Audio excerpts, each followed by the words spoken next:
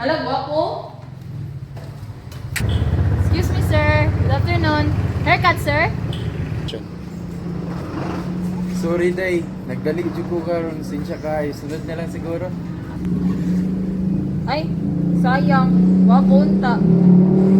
Tumingin ka sa aking mga mata.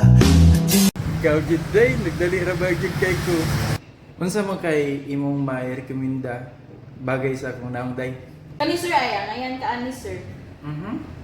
O, dami kasi nga haircut, sir. Nami burst fade, taper fade, o napoy taper. Pili na nga na, sir.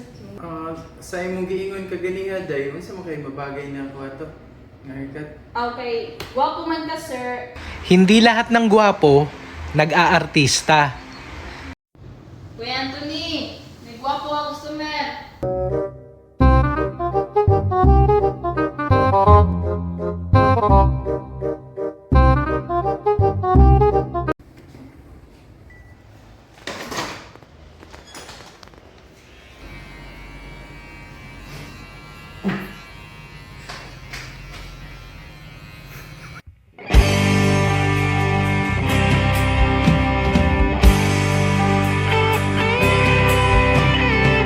Pwede ba tang magkita?